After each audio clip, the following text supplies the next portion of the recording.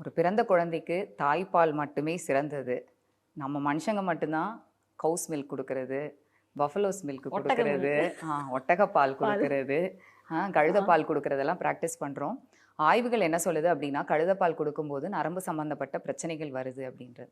So இந்த குரல் வளம்லாம் நல்லா வருதுன்னா, அது ஜெனடிக்கா வரும். இல்லன்னா அப்புறம் நம்ம வளர்த்துக்கலாம். அதனால தாய்ப்பால் மட்டுமே குடுப்பது சிறந்தது. ஒரு பிறந்த குழந்தைக்கு தாய்ப்பால் மட்டுமே சிறந்தது. நம்ம மனுஷங்க மட்டும் தான் கவுஸ் மில்க் குடுக்குறது, பஃபலோஸ் மில்க் ஒட்டகம் குடுக்குறது, மில்க் ஒட்டகப்பால் பால். குடுக்குறது, ஆ. கழுதப்பால் குடுக்குறதெல்லாம் பிராக்டிஸ் பண்றோம். ஆய்வுகள் என்ன சொல்லுது அப்டின்னா, கழுதப்பால் குடுக்கும்போது நரம்பு சம்மந்தப்பட்ட பிரச்சனைகள் வருது அப்டின்றது. ஸோ இந்த குரல் வளம்லாம் நல்லா வருதுன்னா, அது ஜெனடிக்கா வரும். இல்லன்னா அப்புறம் நம்ம வளர்த்துக்கலாம்.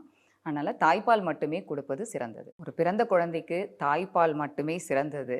நம்ம மனுஷங்க மட்டும் தான் கவுஸ் மில்க் குடுக்குறது, பஃபலோஸ் மில்க் ஒட்டகம் குடுக்குறது, மில்க் ஒட்டகப்பால் பால். குடுக்குறது, ஆ. கழுதப்பால் குடுக்குறதெல்லாம் பிராக்டிஸ் பண்றோம்.